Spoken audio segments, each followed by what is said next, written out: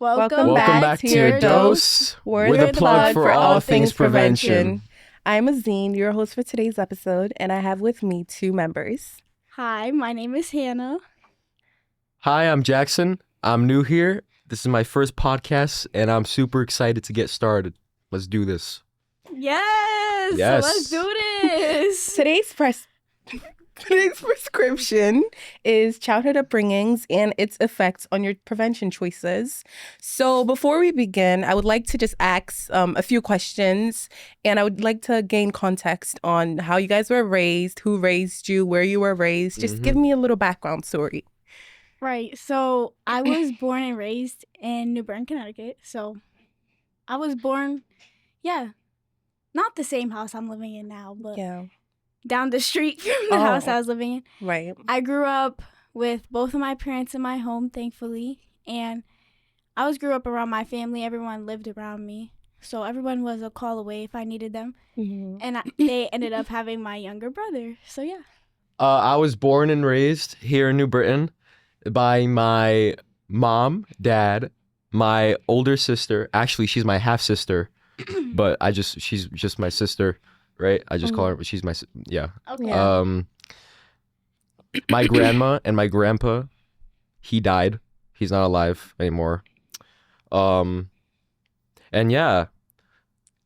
so basically, I kind of have a different upbringing. I was born and raised in Nigeria. I was raised by my mom, my dad, and my three siblings. Every Sunday would go to church. It was a very strict household, I guess. And there were certain things that were allowed. There were certain things that weren't allowed. And we grew up knowing that God was above all. And there was, when it comes to prevention, no alcohol, no smoking, no acts of substance abuse or anything. And that how does that influence my life?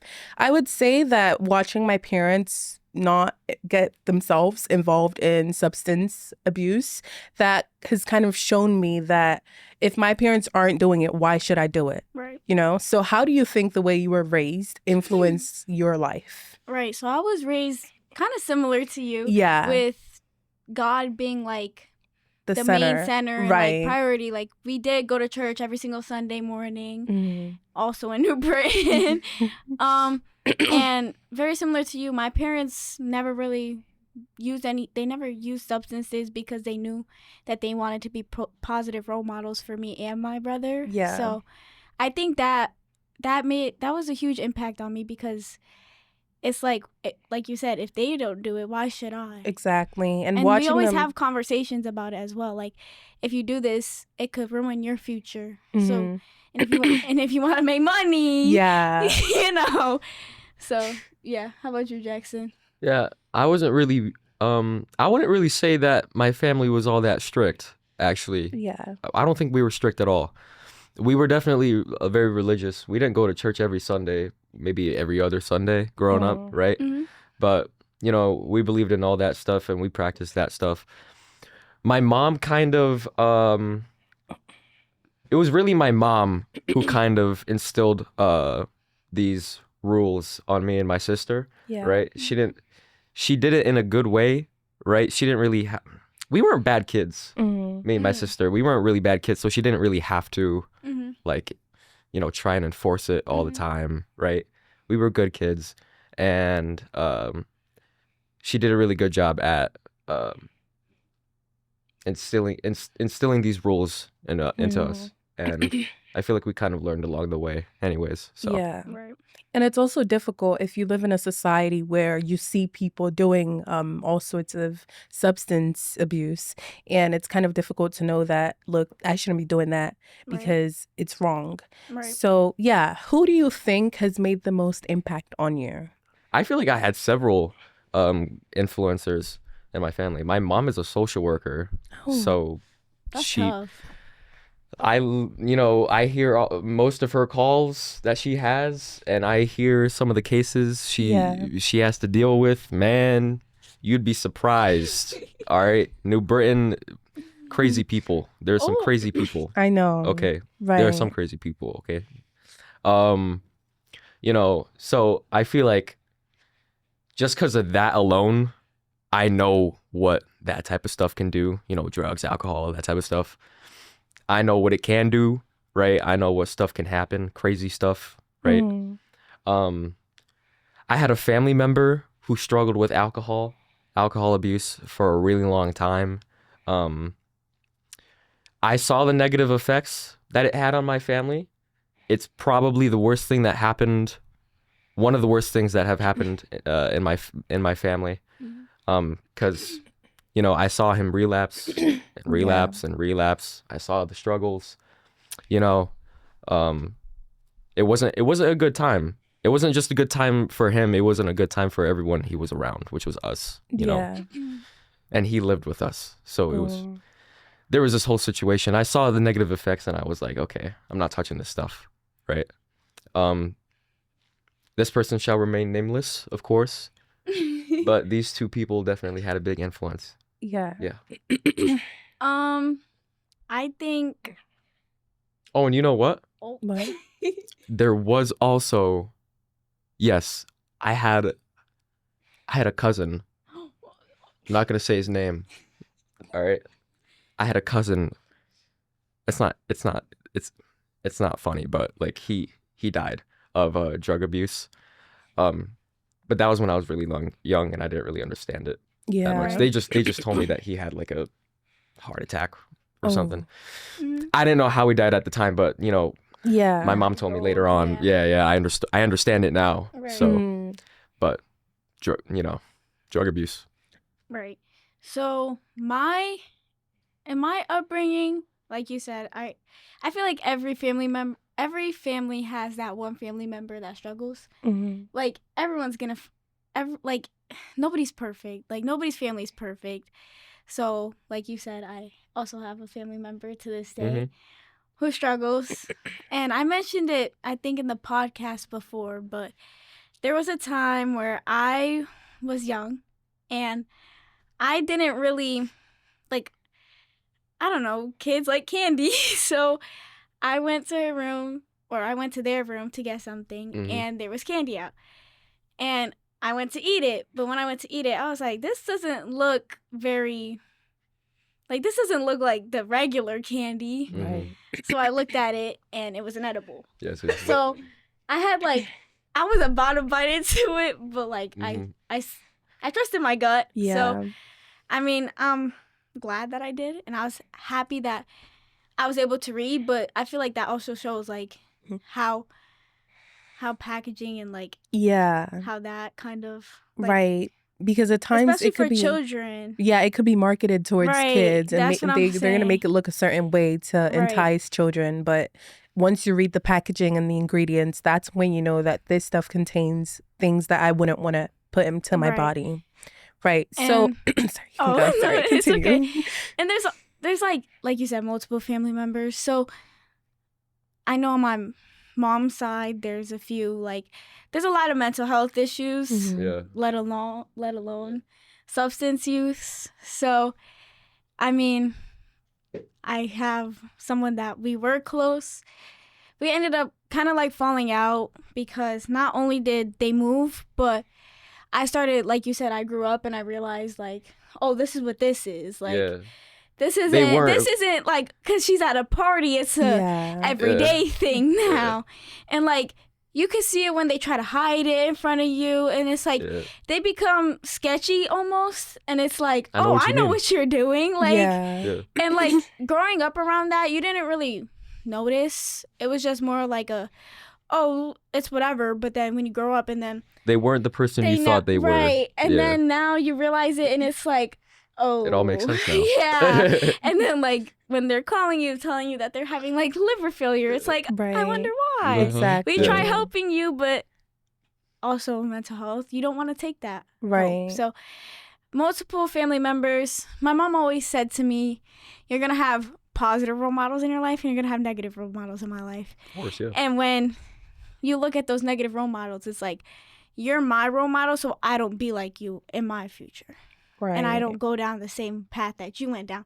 Because, like I said, I want a positive future. Right. You want a good life. Right. You don't want to deal with all the stuff that comes with Right. living a certain type of lifestyle. Right.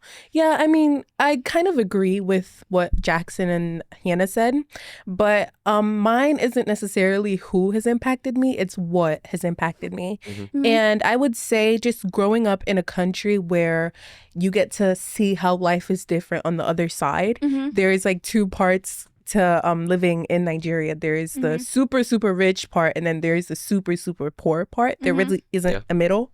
So I got to be able to witness how people can truly like intake all these substances and how it can affect them in the future. Even though it wasn't necessarily a family member, it was more so people I would see on the street and people that I would see outside or just in school or just in general. Right. So I think that being able to witness that has kind of shown me, as you guys have said, that that's not really something I want for myself. Right. I don't want to have a life where I truly need to depend on a substance to be able to live, to be able to be happy. So I've been able to take that into account and just truly use that. Like every single time I see people acting a certain way or doing things that I wouldn't want for myself, I just picture how life is in back where I grew up, and I'm just like, I don't want that for myself. Right. So there's certain things that I adhere to and there's certain things that I refuse to do, and I won't let peer pressure or anything cross my boundaries. So speaking about peer pressure, how do you guys think that has influenced your prevention choices? Peer pressure? Yeah. Oh boy. Well, you know, at New Britain High School, you see, basically every time you step into a bathroom, man, Oh my gosh. it is crazy. All right.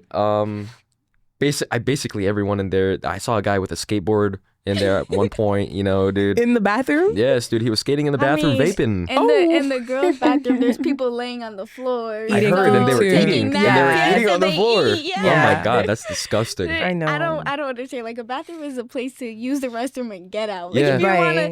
if you wanna go sleep, go home. And like, if you're skipping, you might as well sleep in your bed. Like, You know, Or you could sleep in the classroom. literally. y'all saw that video of the guy in the wheelchair spinning? Yeah. vaping? Yeah. Yeah.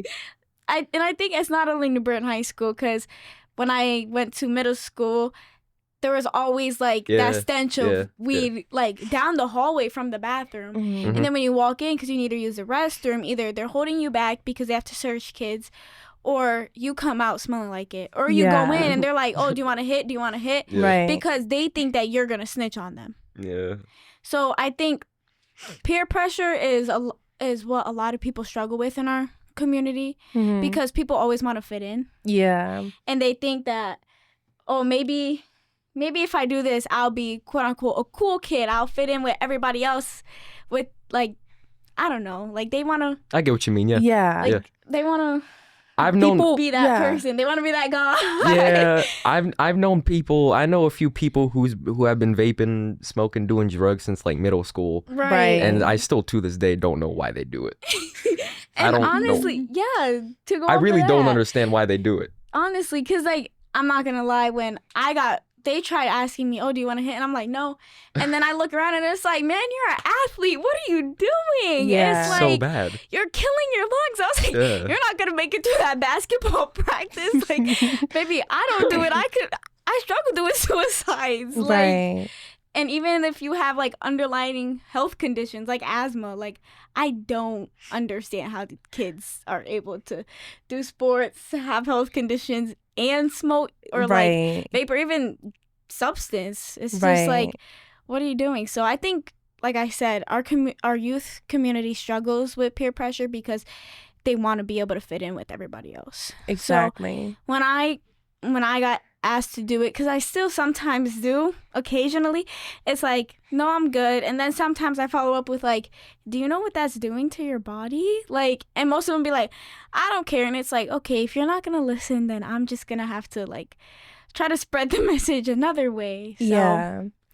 that's my Right. that's and my take true. on it. Yeah, yeah. And also, I think that as teenagers or youth, it's very common for us to want to fit in. Yes. So we see our friends or we see peers Right. or people our age doing that, and we're just like, oh, if they can do it, why can't I? Yeah. Maybe it's not gonna hurt if I do it one time, Exactly. and then it becomes addictive. Yeah. Exactly. Yeah. Right. So, I mean, my personal experience, I always grew up like my parents were like, this is not good for you. Right. Peer pressure, no, Me too. no. But once you actually get to be put in a position Yeah. of like where you're facing peer pressure, it's Right. very difficult for you Yes. to abstain, for you to say, no, this is Right. against my morals. This is against Right. my ethics. So I think that, it's difficult for you to say no, but if you have to, that's something that you should do. If you know that this clearly goes past your boundaries, you should say no, Right. especially when it comes to substance abuse. And that's why we have youth prevention as a thing, Right. because we aim to educate youth, teenagers, Peer to peers. exactly on the effect of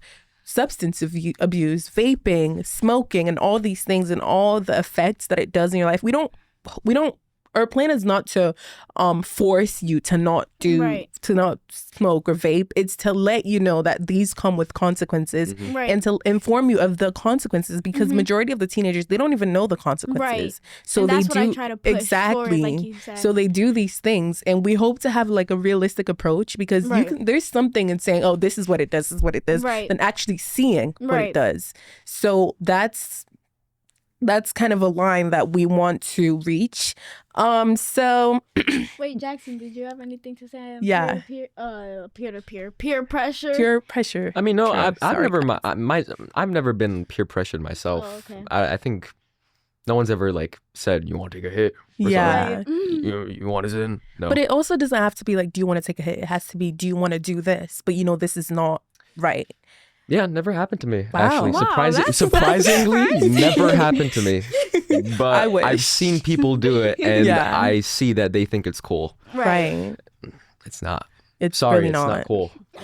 Don't do it. Yeah. So They actually think it's cool. It's not I cool. know. No. It's not cool. Right. Yeah.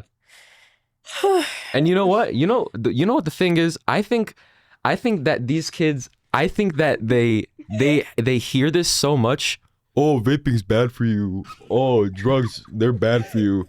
I think they've heard it so much that it doesn't mean anything to them anymore. No, it goes in True. one ear and out I- the other. Yeah, It honestly I think that's what the does. problem is. I It don't honestly does. I don't think they know enough about it, because they hear the same stuff. Right. They hear the same stuff. right. It's gonna hurt your lungs. They don't know how it's gonna They can't see the effects, so they keep doing it because Yeah. they can't look into the future. And now you're just Yeah. like, dude, you're killing yourself. Yeah. Right. And And be breathing out and of it- a tube when they're 40. it's hard to like try to steer them away, because like you guys said, it's like when you say something, it's in one ear and out the other because they heard it so much. And then they're just like, okay, you guys say this, I don't feel it right now, but baby, when you hit your In older the years, long term, it's gonna hurt. Like, Yeah. you're You're gonna be done. cooked. You're done, bro. true. You're making No more Coach sports O's for you. face. Huh? You're making Coach Oh. O's face. Yeah. I feel like I'm talking like him. We All love you, Coach O. We do. Yeah, and that's also. Oh, you know like- what? Yep. Oh, I forgot, Coach O. I forgot. Okay. Back to that question, who's influenced you and whatnot. Yeah. Definitely Coach O. Definitely Coach O. He's one of them.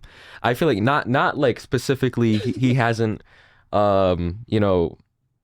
he hasn't said, he's just taught us. He's very good at teaching. He was very good at teaching us how to be, good young men, and how to act and how to behave and what to do and what not to do. Yeah. Just his presence is so inspiring. You know what I mean? His aura is so his inspiring, aura. right? I honestly, His aura spills. I honestly miss that I don't get to see him as much as I used to. Yeah. Because he's a freaking freshman coach. Yeah. I'm not a dang freshman. it. Yeah. Like, he's just such a lovely person. Love you, Coach O. Love you, Coach. All right. Good. So, going back to, you talked about having a freshman coach, right? Being Yeah. the person that's impacted you.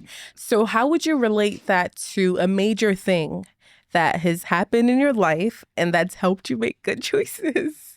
It doesn't necessarily have to be about Coach O. You can just talk about in general. What do you think What? is something that's happened in your life that has motivated you to want better choices for yourself?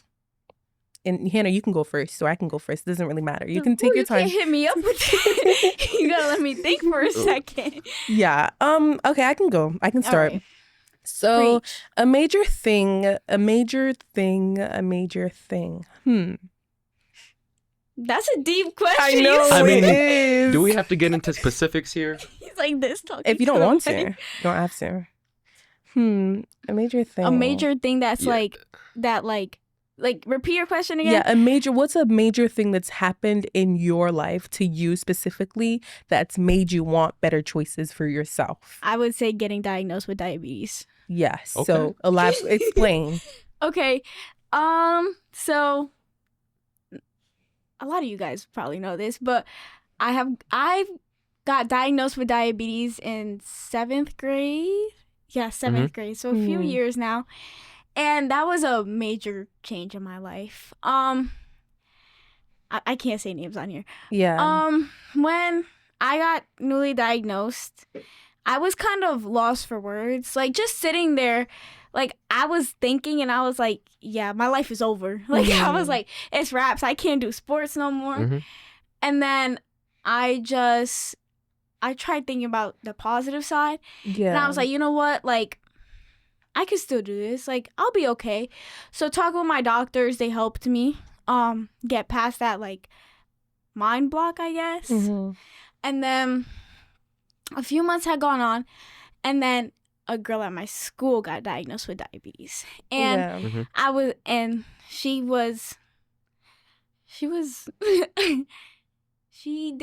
made very poor choices, and I seen how they affected her. I mean, she OD'd in school, like, on substances, and I had to, like, carry this girl up the stairs. And I was like, you just got diagnosed with diabetes. Wow. And if I do these substances, like this girl's doing these substances, I can end up like her. Yeah. So I was like, That's big, okay. yeah. I was like, okay, like, so I helped her. And then once she came back to school after a little bit, they asked me to mentor her at my school.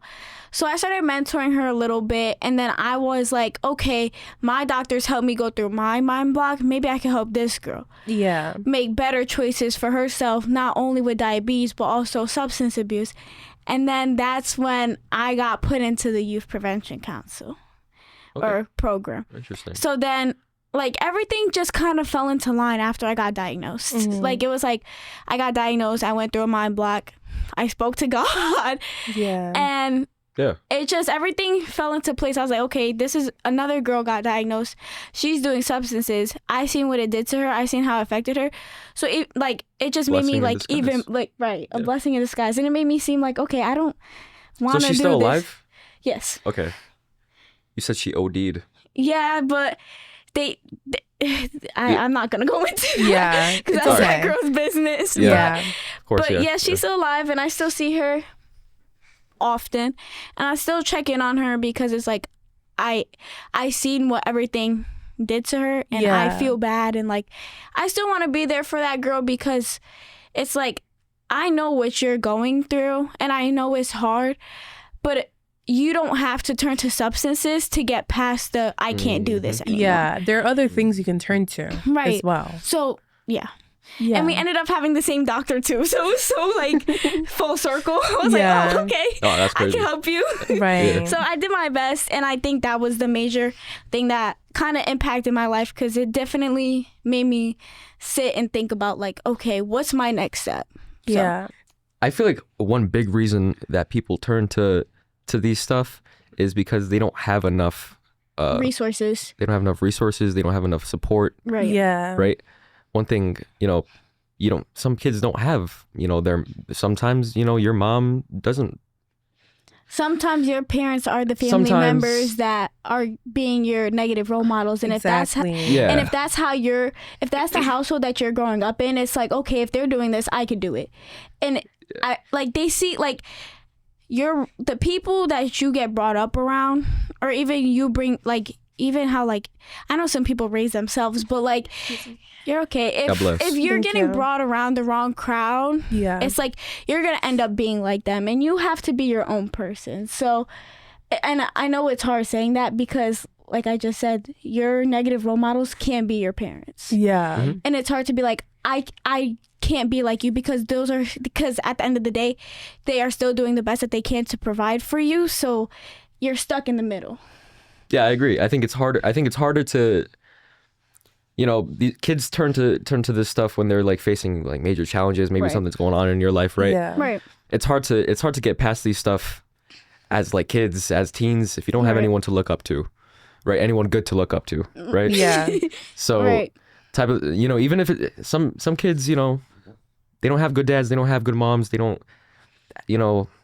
have friends maybe sometimes, right? They don't have good support groups. Right. That's a big issue sometimes. 100%. Right. And then that's when they turn to that substance abuse. Yeah. And that it's difficult to watch happen. Yeah. And that is, I also feel like family is they play such a big role 100%. in your prevention decisions. That if you grow up with a mother or just at least one parent that does these things, your likelihood of doing these things is even higher. Exactly. So I think that just even if your parents smoke, even if they vape, even if they are involved with substances, it's something that you have to decide for yourself and seek support groups. It could be in school, it could be in church, it could be community based. It doesn't necessarily have to be your parents. Your parents don't have to influence you to make prevention decisions. You can find other influences. Exactly. Yeah. And kind of to touch base on that, I know I have friends that it's like, my parents let me do it if I do it with them. And that's like that like that just blows my mind because it's like, so because like they're like, yeah, they trust me to do it with them, but they don't want me to do it with my friends because they don't know what my friends are putting in it. True. Either way, you're killing, like, I don't want to say you're killing yourself, but like you're killing your body. And it's like you said, like, your parents could be that negative role model, and it's hard to get around that if your parents are telling you this is okay to do as long as you do it with me. Yeah.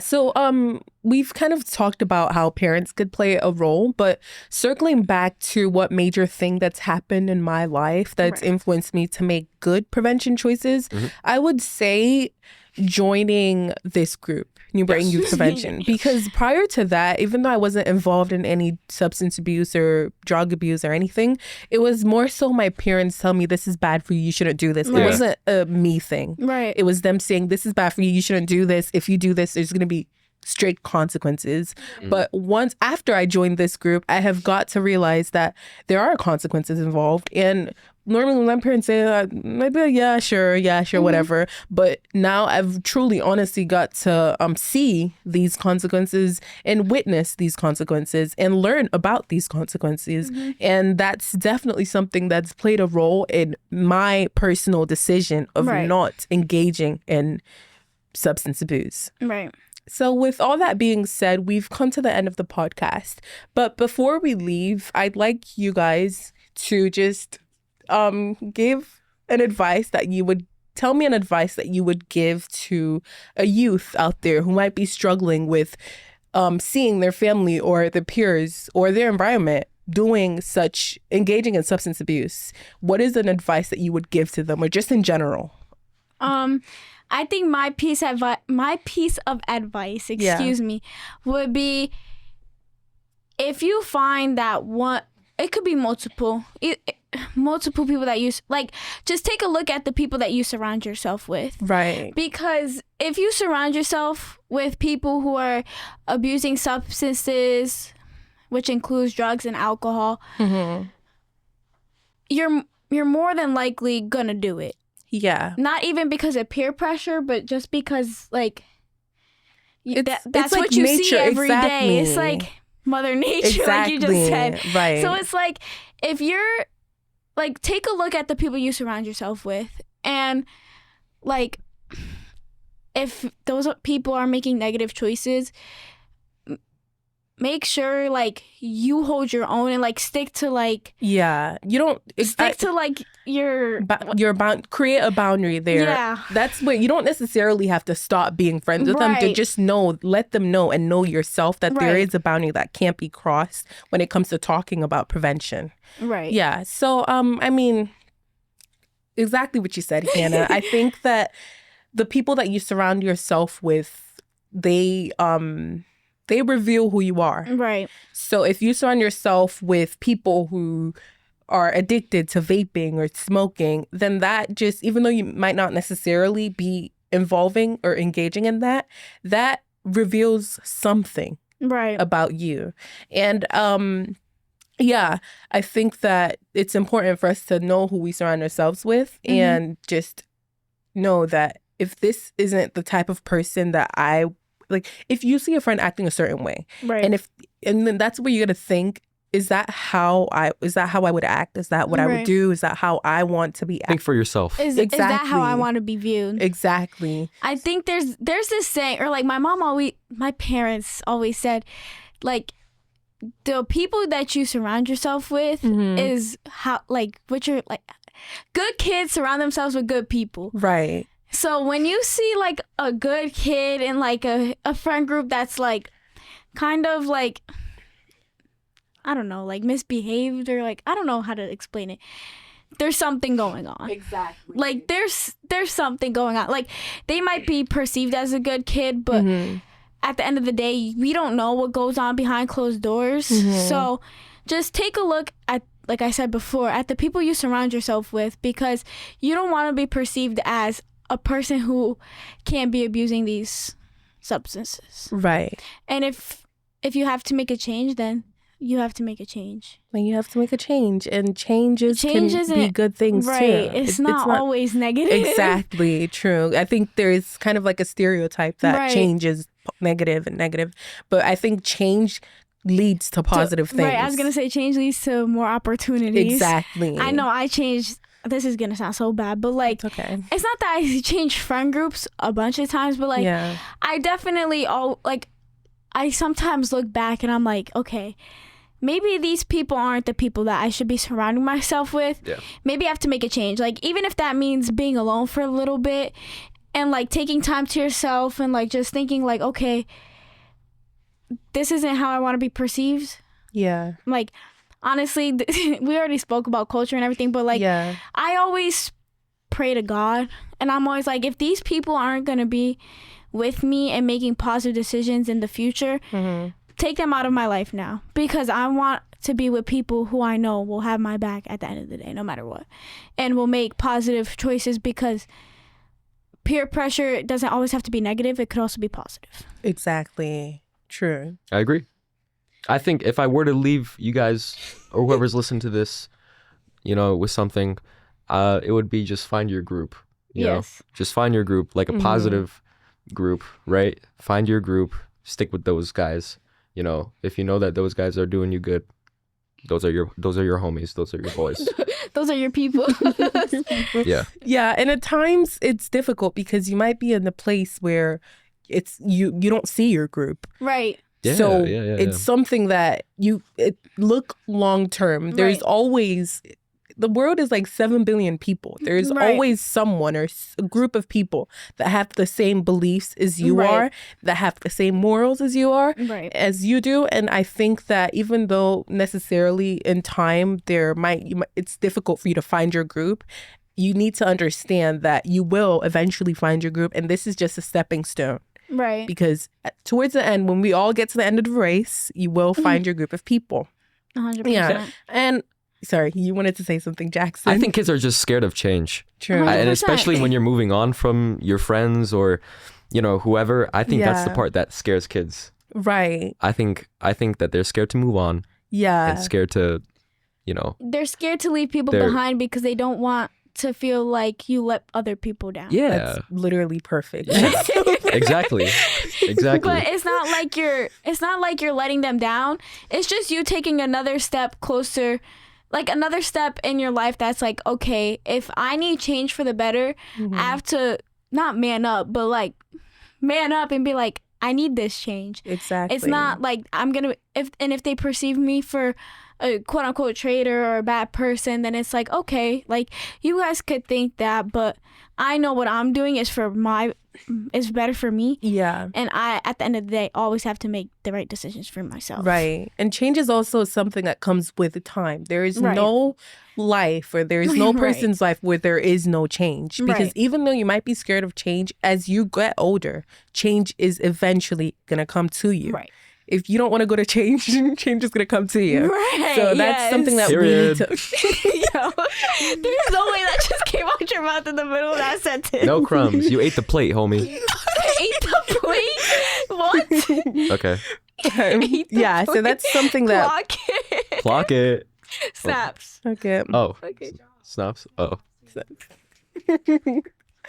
Yeah. So, I mean, an advice that I would give to a teenager or youth out there that's struggling is seek deeper, look within yourself. And I mean, that basically is what you guys said, Right. but it's more so something that you need to, if you realize that the environment that you're in, the group you surround yourself with, your parents, your whole environment is not serving you, then that's when you need to look deeper and come up with what it is that you want for yourself, that you want in a friend group, that you want in the future. If you see your parents acting a certain way, then you talk about what it is that you don't want to do as a future parent. And journaling, this is where journaling comes in. I'm not necessarily a big person that journals, but I have come to realize that journaling just gives you like a space for you to feel all your feelings. Right. And you won't be judged. Exactly. You won't be judged. Because nobody ever is going to view that except you. Exactly. So And then when you look back, it's like, dang, I grew a lot. exactly. That's I mean, I used to journal for a while, but I stopped. And now I look back on the things that I wrote down and I'm just like, wow, like it's so amazing the place that I've come from. And like watching 2022 me to Right. 2025 me, we're Oh, so we're vastly 2025. different. Right? Oh. 2025. We're so vastly different that at times you need to start journaling, start writing your feelings, start writing about what it is you want in a life, what future you want, what decisions that you want to make, and adhere to those, stick to those things. And life will do you right. Life will life. And Life will life. life will life. At the end of the day, life is always gonna keep moving. Life goes Right. on. So change is also what's that word? Inevitable. Inevitable. No, inevitable. Inevitable. There you go. Inevitable. So You're yeah. going to Notre Dame, girl. Come Full on. scholarship too. Wait, hold on. Let's take a moment. She got a Yeah, full ride I to times- Notre Dame. yeah, Like I- I'm so proud Fighting of her. Irish. Thank you guys. Thank Snaps. Period. Thank you. At times I struggle to just I don't know, like English is so different from my first Right. language that I Yeah, struggle to I get that, yeah. understand some words or speak some words. Change. So change. Change. Literally. My first language was Polish. Really? Wow. Yeah, and then I forgot Polish when I learned English. Oh wow. Yeah, I know a little bit. Yeah, but, that sounds like a Jackson move. yeah. Well, okay. Well, I'm proud of Change, you. I'm proud of change. you for learning English. Right. High five. Hey. Right. And like when it like things like learning a new language, that's something that you could do if you're just bored or laying idle and you know, that's when thoughts of wanting to vape or wanting to smoke Right. come in. You can just pick up a new language. Go on Duolingo. Something. Watch videos. Or a sport. Or a sport. Trust me. Get some sports. hobbies. Create yourself hobbies. Oh, that's another good piece of advice. Get some See? hobbies. Keep See? yourself occupied. Yes, keep yourself occupied. That's why sports are good. Because when you're occupied or like you're busy, Yeah. you're more likely to not get in trouble and to stay off the streets. Right. And I'm very grateful for my parents putting me in sports because it's like Yeah. they did it. Like, yes, they wanted me to have fun, but they knew, like, sometimes, like, I wasn't a bad kid, yeah. but, like, I was, like, a little, I'm hard-headed and stubborn, and, like, I don't like to listen sometimes, and I talk back. Sports gives you that discipline, Exactly. and, like, you got to take you got to take it. Yeah. And it also keeps you grounded, right, Jackson? Right, yes, that sounds good. Yeah. That's You the play word that I was football, looking so- for. Yeah. And part of me wishes that my mother or whoever would have gotten me into football like sooner, because I started freshman year, and Oh. I see all these guys who And played you're playing little league. varsity? No, I didn't play I played JV. But you were injured. I feel like if you played, you would have been varsity, low key. I could have. That's a whole nother story. Yeah, I okay. could've- Let's not go deep into that. All right, yeah. But yeah, I feel like we got some guys who have been playing, football since they were like in middle Eli. school. Yeah. Yeah, and Eli they're Rodriguez, he's good. him, James Powell, all these guys. Oh my God, Yeah. we're saying names, but it's in a It's positive way. okay. Yeah, Oh. it's If it's in a- uplifting. It's not Oh. anything. Okay, Yeah. it's okay. Okay. All right. But they're Yeah. good, and I'm proud of them because they And it's represent not- our school. It's not just that they're good at the Yeah. sport already, or that they're already experienced or whatnot. It's just that they, They have people respect them. well, yeah, they're respected, Their but aura. okay, we're glazing. Okay. It's like they already have these rules instilled Instilling into them, Yeah. and it's just second nature to them already. And I was Right. like, Mom, why didn't you put me into this program sooner? right. Because one, I was fat, exactly. and like I needed that Oh my exercise, and gosh. two, like All right. I was crazy, bro. I was a Yeah. crazy kid. Right, but True. I Yeah. mean, yeah. So, yeah, that's kind of where moral of the story, find your people, don't be afraid of change, and look within yourself. look within yourself. Find your group. Find your group. Find your group. Find your group. And here's to finding your group. Oh wait. Jesus. Let's do it. Okay, ready? 3, 2, 1. Hey! That was it. That was the end. All right.